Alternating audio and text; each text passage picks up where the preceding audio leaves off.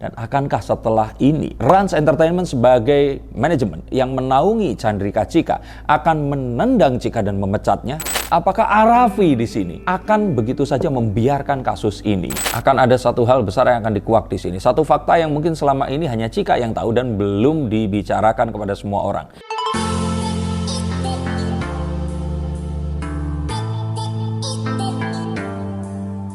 Halo Seekers, kembali berjumpa bersama saya Denny Darko. Tidak ada yang namanya misteri, yang ada adalah tanda-tanda yang kita semua coba untuk mengerti. Chandrika Chika ini akhirnya resmi dipanggil oleh pihak kepolisian setelah sekian lama ini bungkam.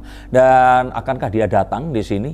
Dan akankah setelah ini Rans Entertainment sebagai manajemen yang menaungi Chandrika Chika akan menendang Chika dan memecatnya? Akankah Raffi Ahmad di sini yang di depan Master Deddy Corbuzier itu sempat berkata bahwa ini garda terdepan nih? Ya iya, mungkin sebelum mungkin nanti ketahuan kali ya, tapi kita akan lihat apakah Arafi di sini akan begitu saja membiarkan kasus ini dan ya tidak memanggil, karena setahu saya hari ini tanggal 19 April 2022 Chika ini datang ke Andara. Apakah dia dipanggil sini dimarahin di sidang, ataukah jangan-jangan malah mau main ini sama anak-anak yang ada di sana? Yuk kita akan lihat menggunakan kartu apa yang akan terjadi. Akankah dia nanti dipanggil terus jangan-jangan nggak cuma saksi, tapi ditahan. Nah, kita akan cari tahu, akankah dia mengenakan baju oranye seperti Putra Siregar kemarin itu, sangat disayangkan sekali. Yuk, kita akan lihat menggunakan kartu ini. Yang pertama, belum ada statement yang diungkapkan di sini, sehingga akhirnya dia resmi dipanggil.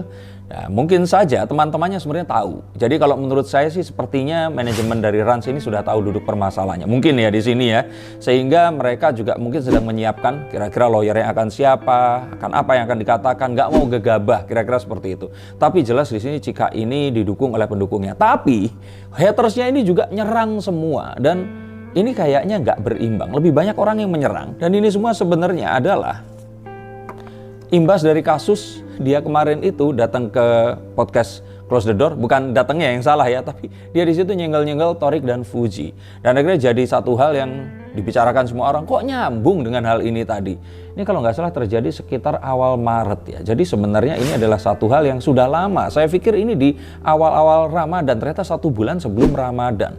Dan ternyata Putra Siregar dan rekannya ini sempat dihimbau untuk mungkin meminta maaf atau melakukan klarifikasi, tapi katanya di sini tidak tersampaikan pesan itu tadi, sehingga akhirnya dilakukan pemanggilan dan terus dinyatakan sebagai tersangka kemarin itu. Dan memang Chika di sini itu harus, kalau menurut saya ya benernya yang sekarang ini ya, nggak usah ngomong apa-apa, karena melihat dia kemarin aja nggak bisa menghalangi mulutnya sendiri untuk nyenggol-nyenggol Torik dan Fuji, yang kalau menurut saya itu bad move di situ. Yang saya bilang di podcast Close the Door yang ditonton oleh jutaan orang, dia mengatakan sesuatu itu nggak butuh waktu sampai menit. Kalau saya bilang detik orang akan nonton, 1 menit kemudian orang merespon, setengah jam setelahnya mungkin udah langsung dapat impact dari apa yang dikatakan itu tadi. Maka untuk Chandrika Chika di sini hati-hati. Sosial media ini sepertinya berbeda sama TikTok yang kamu memang jadi seseorang di sana. Sesuatu yang kamu katakan di YouTube ini akan direspon dengan cara berbeda. Sama seperti mungkin Instagram dan Twitter di sini. Kalau saya kira di sini Chika di sini salah langkah, dan harusnya saat itu ditemani manajer dan agak nyetop apa yang dikatakan saat itu. Ini jadi agak blunder sekarang ini. Stop dulu sebentar untuk kalian semua yang merasa atau menganggap bahwa saya hanya membacakan tarot untuk artis-artis. Kalian salah. Kalian pun berkesempatan untuk bertatap muka dengan saya atau menanyakan apapun yang kalian ingin tanyakan. Dan biarkan kartu-kartu saya di sini mencoba untuk mencarikan alternatif jalan keluar dari pemecahan permasalahan yang terbaik untuk saat ini dan mendatang. Dan saya jamin ini semua akan private, hanya kalian dan saya yang akan mengetahuinya. Apapun permasalahannya. Karena saat sebuah masalah terjadi, sebenarnya sebuah solusi itu menanti. Dan siapa tahu solusi terbaik dari permasalahan kalian akan ketemu saat kalian ngobrol dengan saya, dan izinkan saya untuk membuka setiap kartunya kepada kalian. Hubungi segera nomor di bawah ini dan pastikan nomor ini saja, dan izinkan saya untuk membantu memecahkan permasalahan apapun yang kalian alami. Semoga informasi ini bisa membantu kalian memecahkan permasalahan kalian. Oke, lanjut ke konten yang berikutnya. Yuk, kalau saya pikir di luar Cika di sini akan melakukan statement atau tidak, Rans di sini harus menjaga juga asetnya. Dan kalau menurut saya sih, nantinya kalau Cika di sini tidak berani, ya Rans mungkin harus turun tangan untuk mengutarakan statement atas artis yang mereka naungi ini tadi.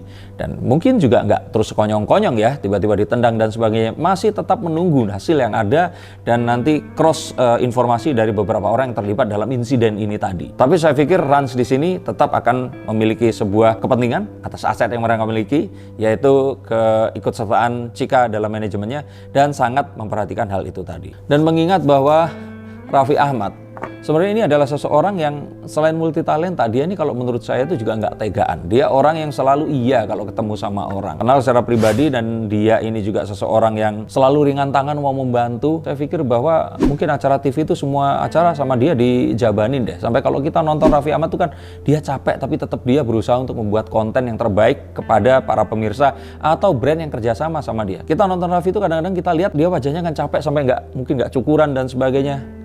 Kalau lihat hal seperti ini, sepertinya dia pasti akan merasa, ya Raffi itu nggak tegaan. Dia pasti juga akan, ya sudah, dipertahankan dulu, dilihat ini hasilnya seperti apa. Baru kalau mungkin terjadi satu hal yang tidak diinginkan, mungkin saja Raffi akan baru memikirkan untuk memutuskan kerjasamanya. Tapi kalau hal seperti ini, saya pikir sih kayaknya enggak ya.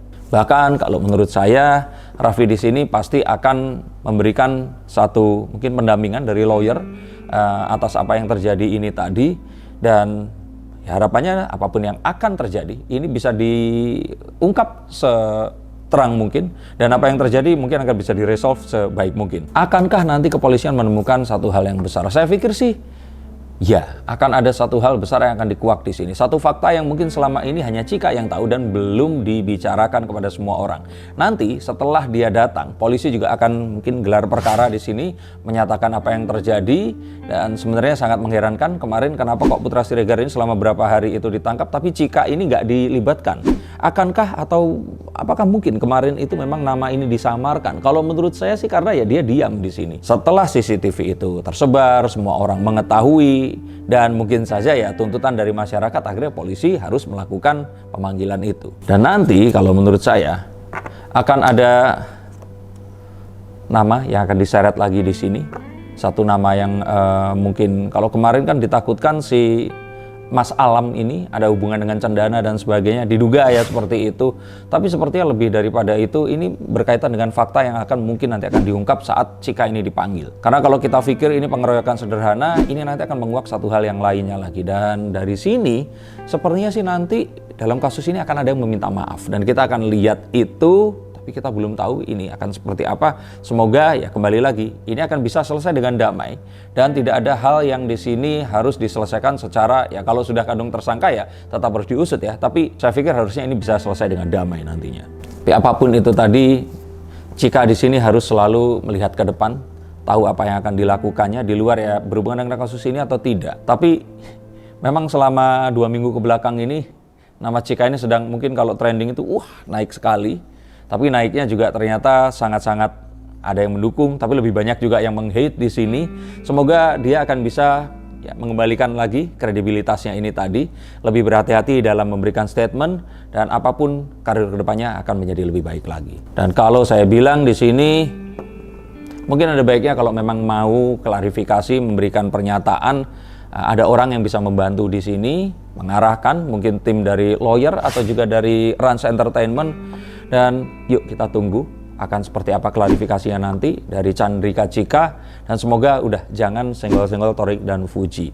Karena ya kalau menurut saya sih ini satu hal yang sangat rawan untuk dipelintir, disalahartikan, dan malah akan menyerang kamu secara personal. Nah mungkin kalau memang mau ya saat ini awalnya namanya naik ini di close the door, mungkin kasusnya ini bisa ditutup di sana juga. Semoga nanti diundang, kita akan bisa tahu saat Cika nanti mungkin akan memberikan klarifikasinya atau dimanapun dia nanti berada.